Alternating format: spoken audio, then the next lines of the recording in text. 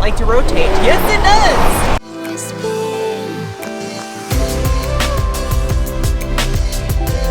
Hello, people of the world of car review watchers. It's your favorite garage scientist, Sarah here, with the 2023 Kia Telluride X-Line. For 2023, they refreshed the Telluride and added the X-Line and the X Pro model, which are off-road editions. So today, I'm gonna get this thing up in the air, we're gonna nerd out in the tech specs, and see if Kia is actually taking this off-road thing seriously or not, because I'm gonna put it to the test.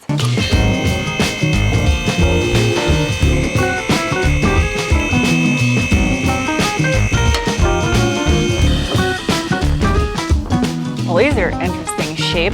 Man, Kia really is all about the shapes with everything. It matches the square exhaust tips, which are real and attached to a massive muffler. It's got a little shin guard too on the piping. Well, I can tell you what's not very off-road already is the fact that it's got a donut instead of a full-size spare, because a 155/90/18 is gonna help on a trail. Out back, the Telluride has an independent multi-link rear suspension, and for the X-Line X Pro models, they get a specially tuned off-road damper, which I can already tell diameter-wise, it's pretty healthy. Also has 10mm taller springs to give it about 1/3 of an inch of a lift. Aside from the knuckle, which is aluminum, all suspension arms are steel. The lower is fully boxed, and the rear anti-sway bar measures in at approximately 24mm. It's not bad. As far as the rear diff goes, it has a 3.6 final drive ratio. However, it is an open diff. Kia instead utilizes robots to mitigate torque vectoring capabilities and the ABS system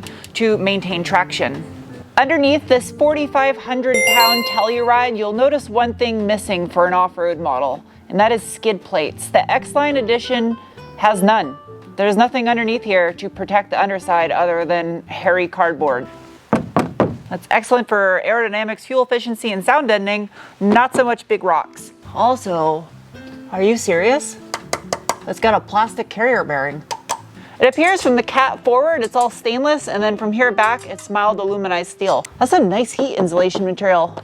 Honestly, I really like this stuff. I'd like to know where they get it from.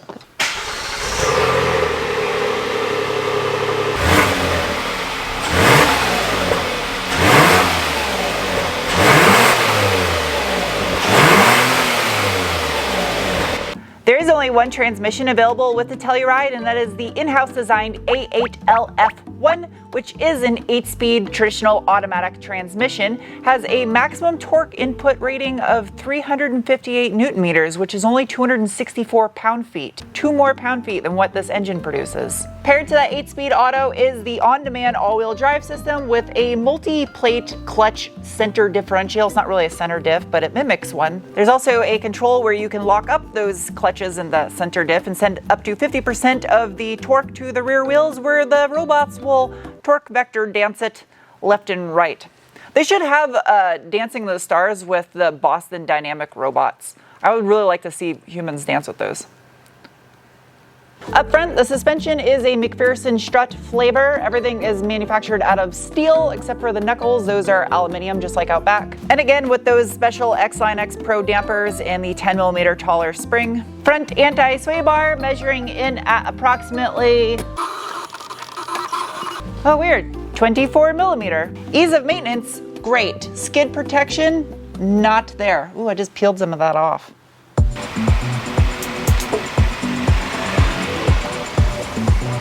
All right, it's time for the braking test. No one behind me. Ready, set, go. Woo! Ooh, aggressive ABS at the very end there. Stopping distance was average, but it was enthusiastic. Enthusiastic flavor. Pizzazz. That braking was just made possible thanks to sets of 2-piston calipers. They're finished in what looks like gray primer. Like seriously, it looks like gray primer. The rotors, they are a 340mm or 13.4 inch. Wheels on the X-Line, they are a 20 by 7.5 with a positive 49.5mm offset. And they're wrapped in a set of 245/50 Michelin blah blah blah, not off-road tires. That's all I can say. But I'll give them credit, the X Pro model does drop down to an 18 with some actual meaty tires for off-roading. So in the rear, it's like Letterkenny but for wheels. To be fair. No? Okay, anyway, out back you get a single piston caliper and a 305 millimeter or 12-inch rear rotor, and the wheel and tire, same as you get up front. I like this though. Inner fender liners, super slick plastic, easy to wash out, so that's off-road friendly. Oh yeah, and also the front is the same, all plastic. In the name of science, I am now going to give this thing the beans. First, I must conduct the assessment of bolstering capabilities. Why do I do that so aggressive? The bolstering is poop. But the seats are ventilated and heat-alated. However, they're not super comfy on long drives. The cushion will make your butt fall asleep. In other words, you must provide your own cushioning for the comfort. For some of us, that's not an issue. For me, wasn't blessed in that department.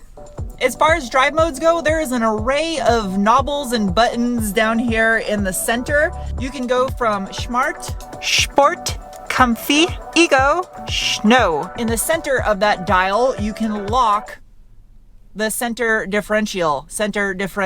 It's all robots. I will select Sport. You can also slap over the shifter to use it like a sequential. There is no paddle shifters though. Over on the left of the steering wheel, I can defeat traction control and stability. Give this thing a little assistance and let it eat. Ready? Go. Ooh, I heard a little chirp. Get it, Telluride. Well, that was a really weird third shift right there. Good enough.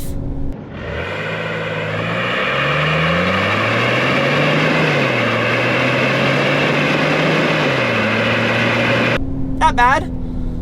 The gear ratio between second and third is just like, whoa. It's not bad, it's adequate. See what you got. Hood struts, that's what you got. And you painted underneath, that's what I like to see. Underneath the hood of the 2023 Kia Telluride is the Lambda 2 G6DN, which is a 3.8 liter all aluminum dual overhead cam V6 that produces 291 horsepower at 6,000 RPM and 262 pound-feet of torque at 5,200 RPM. Let us get a better look at this engine by removing the engine cover. Ah, okay. Being that this is a transversely mounted V6, meaning that the front of the engine is technically over on the side and the transmission attaches over here in the back half. One thing I don't like is the fact that the intake manifold flops over the rear bank of 3 cylinders back there. From a maintenance perspective, it's not really the greatest because now just for something simple like changing your spark plugs, you have this giant intake manifold blocking access to the top half of these rear 3 cylinders. Whereas up front, you can see the coil packs right here. They got little white dots on them. Really easy to get to. Geez, that's a pretty meaty looking throttle body on this thing. Digging in a little bit deeper on the Lambda 2 V6, it is over squared at a 96 by 87 millimeter bore and stroke, has a relatively high 13:1 compression ratio, which paired with the Atkinson cycle, which this one is, helps in fuel efficiency, unlike the Otto cycle engines, which is basically the bus driver from The Simpsons engine. Also, this has continuous variable valve timing on intake and exhaust. However, it is direct inject only, so there's nothing helping to clean off the back of those valves. That's nice. They made it super easy to change the air filter, like literally idiot proof. Just pop that down and slide out your air filter, and put a new one in there. Passenger side motor mount, super easy to remove to access the belts in the front of the engine. This is kind of nice maintenance wise, this little water neck that connects to the other bank of cylinders over there. It's really easy to access. Looks like the thermostat would be pretty easy to change on this thing. Other than the intake manifold, this engine bay actually doesn't look that bad to have to work on things in here. That's the only complaint I can really come up with. Off-road we go.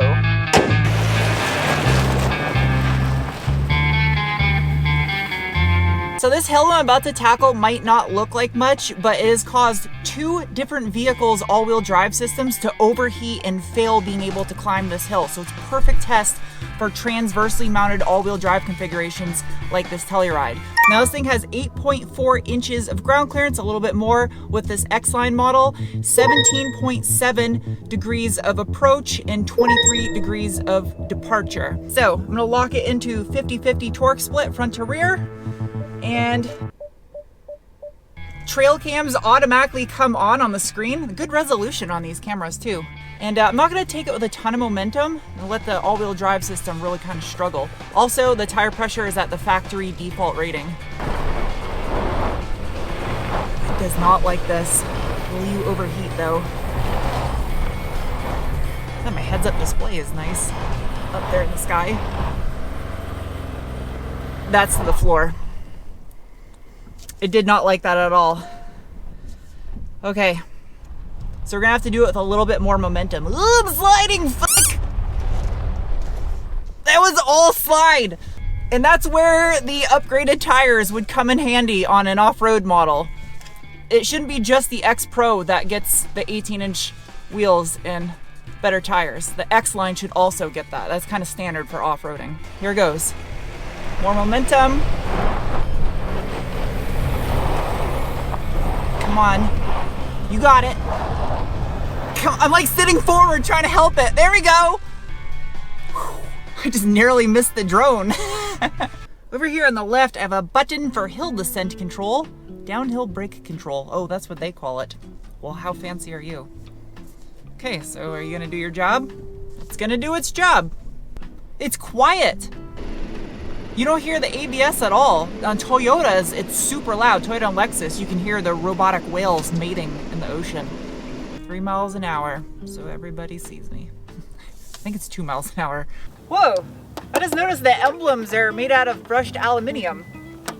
Aluminium plastic maybe? I don't know, it looks nice. Let's call this thing a Telluride Suburban. It's massive with the third row folded down. You can fold the second row down if you have to haul even bigger stuff. There's baby buttons right here. That's for people that have lots of babies and need buttons. Those fold the second row seats down. Foldables! Foldables. Going down. That's what she said. A rally special stage will now commence. Putting it into sport mode, locking center diff. Ready?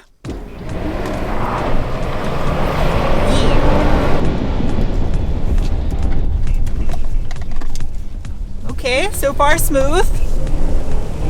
Does it like to rotate? Yes, it does! A little bit. Oh, robot's got angry. Some mud right there.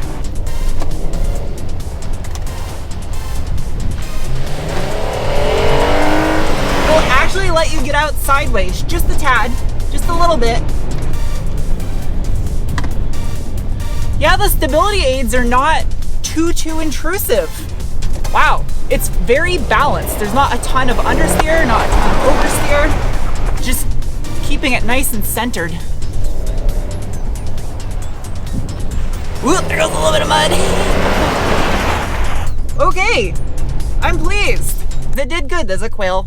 I'm amazed that this is capable of doing what it's doing, considering the tires are looking like this while I'm driving around out here. That's like driving on slicks. I have ventilation and heatilation in these seats. I wonder if they have anything. Probably not.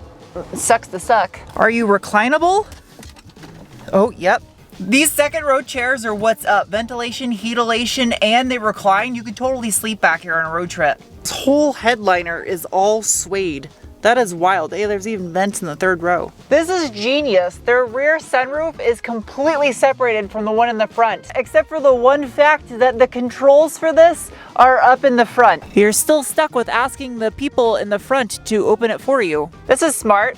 So you can put your armrest up right about there. So if you got a beverage in your hand, you don't have to move it up to your mouth. You can just come down to it. I probably shouldn't do that on camera too many times. Little shady boys. I almost didn't see that there. It's got a USB-C in the back of the seat. Each seat has a USB-C and an AC power inverter. A+ job Kia on this machine. This is a nice interior. How does this thing fold? Nope, that's not how I get in. How do I get in? What the hell does this do? Oh, magic. Okay, that folded. I don't know what I'm supposed to do with this thing now. I'll just stick that like that. Stick that like that. Now I see why they did this. If you have super unruly kids that can't sit still, you put this cargo cover back where it's supposed to go in the third row, and it's like the thing on a roller coaster. It keeps the kids from flying out of the car. Oh, geez. Oh. Yeah, no, that's just absolutely brilliant. I am a fan of that. No doors prevents ghost baby. Okay. Oh no! They changed it! Rainy day. Oh, Experience a universe? What does space sound like? That's eerie. Oh man, the bird noises are gone. Sad. City, I don't want to listen to a city. That's not calming. Seagulls! Seagulls! They got seagulls now! I mean, it's got a Harman Kardon sound system, and it sounds as good as you'd expect from that brand. They do good stuff. On-road wise, the fuel economy in this thing is meh for being a naturally aspirated 3.8 liter V6. On a drive from Phoenix to Tucson, I averaged just over 21 miles per gallon all highway. It's not great, it's not terrible. It is a big vehicle. Aside from my ass falling asleep, it's a comfy ride. Where Kia shines the most and why I would choose this against some of the competitors is how much you are getting for their money. And I think the way Kia is doing that is they're clever. They put the money where it matters and then they cut back in other areas of the vehicle. So it's super optimized on a budget way and a good way without being cheap.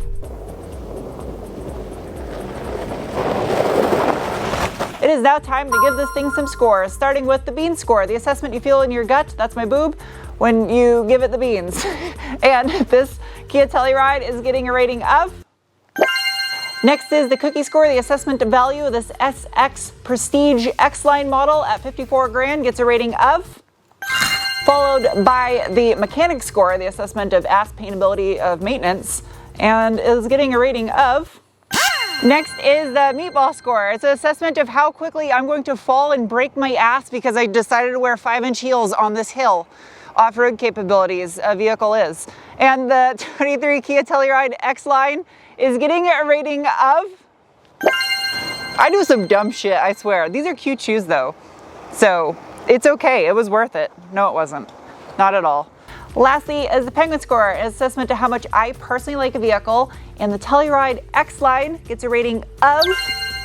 I think the X Pro is a nice step in the right direction for an off-road model, but I want to see more from them. I know it's not a dedicated off-road model, but look what Honda just did with the Pilot. Some real heavy-duty steel skid plates. My stomach's growling. I hope you didn't hear that. Anyway, hope you guys enjoyed this review. I'll see you soon with another. Bye!